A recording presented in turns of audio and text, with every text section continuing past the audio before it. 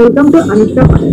বন্ধুরা, আজকে আমি আবার একটা ব্লগ নিয়ে তোমাদের সামনে চলে আসি। সেটা হলো যে ফাস্ট ফুড। হ্যাঁ, ফাস্ট ফুড বিভাগে আজকে আমি তোমাদের সামনে চলে আসি। দেখবা রাস্তায় যাইতে গিয়া যখনই আমরা রাস্তায় বাইরে না জানি রাস্তায় কত রকম ভালো ভালো পুষ্টিকর খাদ্য থাকে। ফল ফলাদি থাকে, সবজি থাকে, আম চত্ব থাকে, মিষ্টির দোকানে রসগোল্লা, লেবুর জন্য সন্দেশ, কত পুষ্টিকর খাবার দাবার থাকে।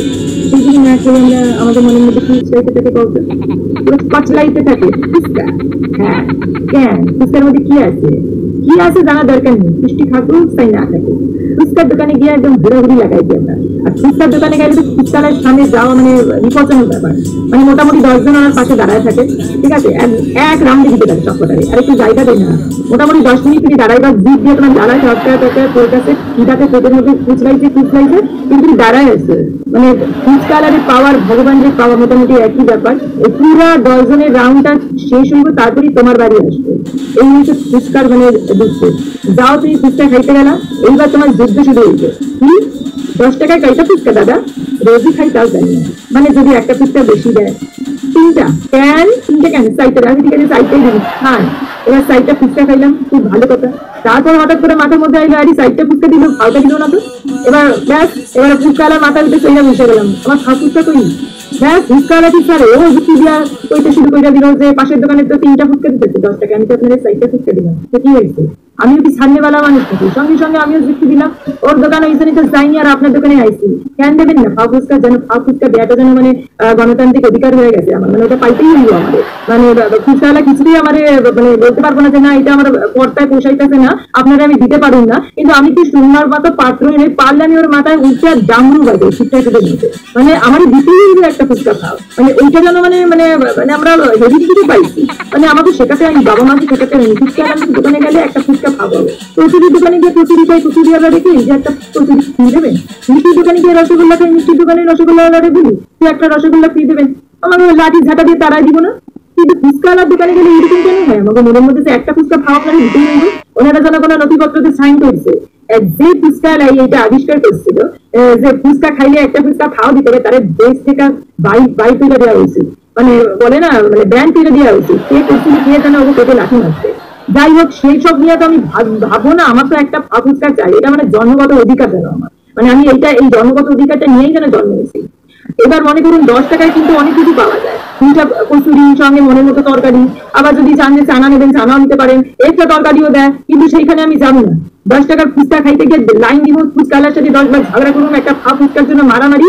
আবার টক জল চাই, সেটা তুমি দেবেই না, ওটা দিতেই হইব না। কেন দেবে না? টক জলের সাথে কি আছে? আপনি ফুচকা খাইছি, আপনি টক জল, উনি আবার আমার সাথে ঝগড়া শুরু করে দেবেন। 10 টাকার ফুচকা আপনি কি চাইতেছেন? আপনারা আমি তাজমহল আইনা দিন না, সেইটা তো আমি শুনতে চাই না। আমি ফুচকা খাইছি, আপনারা আমাকে দিতেই হবে। ওইসব আমি জানি না। আমার লাগবো মানে লাগবো, সেই পারলে আমি ডঙ্গুটার মাথায় উঠে পুষটা বাজাতেই থাকি।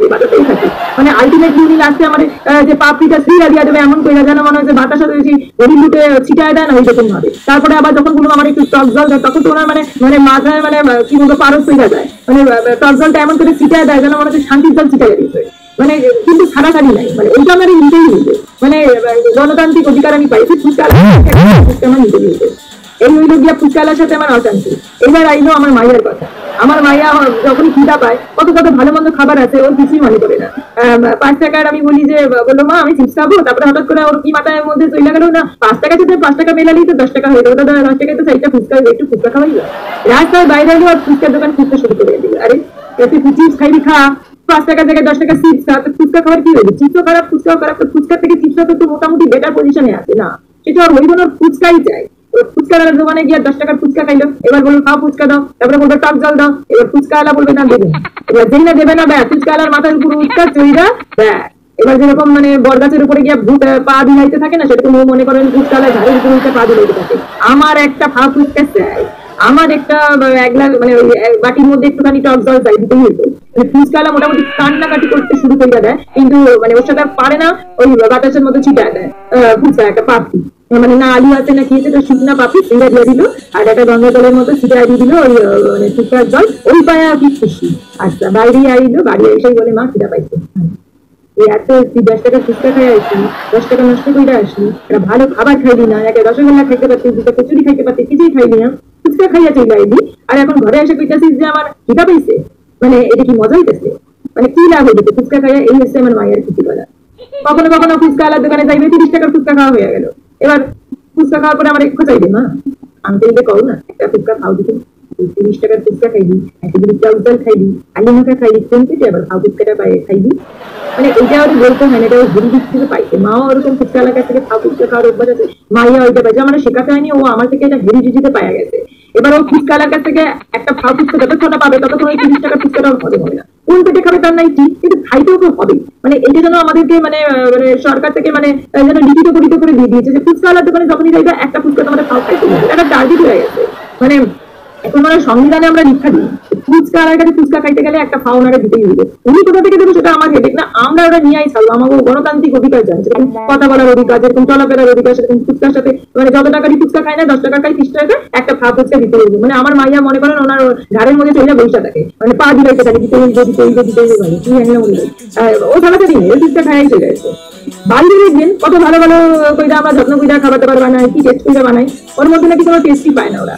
ঘরে ফুচকা বানাই দিই সেটাতেও নাকি কোনো টেস্ট নাই, অথচ রাস্তার ফুচকায় কি টেস্ট, কেন টেস্ট হইব না কেন? এই যে ফুচকা লাই ঘামটা ফুচকাই আলুটার মধ্যে দিয়া দিল, এই যে আলাদা একটা নুনটা টেস্ট, এটা তো আমি করতে পারবো না, আমি তো পায় পরিষ্কার করে নাই নাকি টেস্টটা হইব করতে। ঘরে একটা কিছু রান্না করলাম, একটু ঝাল হইলো, হতেই পারে, মানুষ তো রান্নাতে একটু ঝাল দিতেই পারি।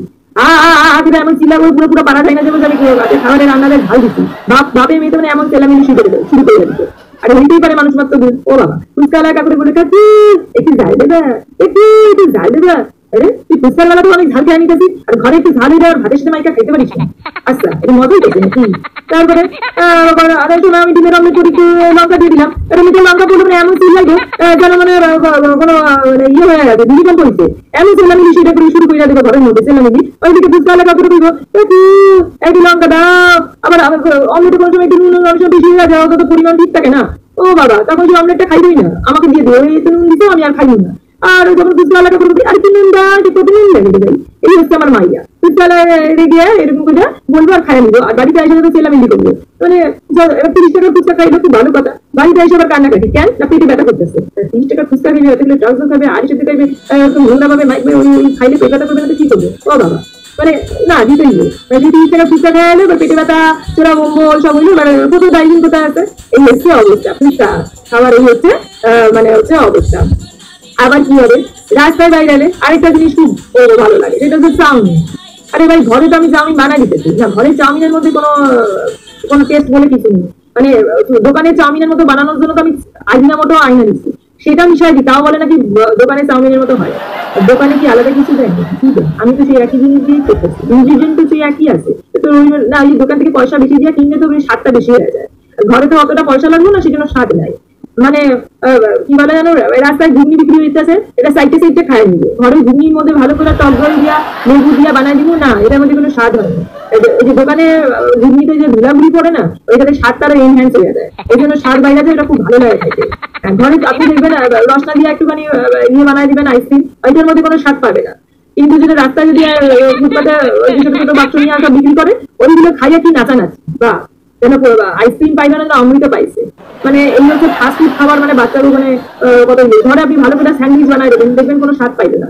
বাইরের দোকানে ফুটপাতের দোকানে স্যান্ডউইচ ওই বাবা চাইতে খায় নেবে, মানে আপনি একই মেয়োনিজ দিলেন, মানে চিজ দিলেন, সবই দিলেন, কিন্তু আবার কোনো স্বাদই পাইবে না এটার মধ্যে। কিন্তু রাস্তায় দাঁড়ানো লোকে ও যা দিতেছে ওরে বাবা, এটা এমন চাইটা মানে পয়সা দিয়ে কিনলে মানে বিশাল ভালো হয়ে যায়। আর আমরা ঘরে কি বিনা পয়সা বানাই, এটা তো কিনা নিয়ে আনিছি, এটার মধ্যে কোনো স্বাদ নেই। তুমি কিছুই ভালো বানাইতে পারো না, মানে সারাক্ষণ ভেন দিলে তুমি কিছুই বানাতে পারো না। দোকানে হেভি বানায়, আচ্ছা দোকানে খায় তারপরে তো আইসা পেট ব্যথা করে, ডাইজিং কি আর কি, এই হচ্ছে অবস্থা।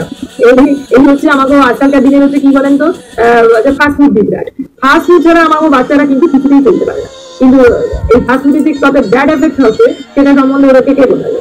আর আজকের ব্লগ আমি এখানেই শেষ করছি। যদি আপনাদের এই ব্লগটা ভালো লাগে প্লিজ একটু লাইক করবেন। Thank you.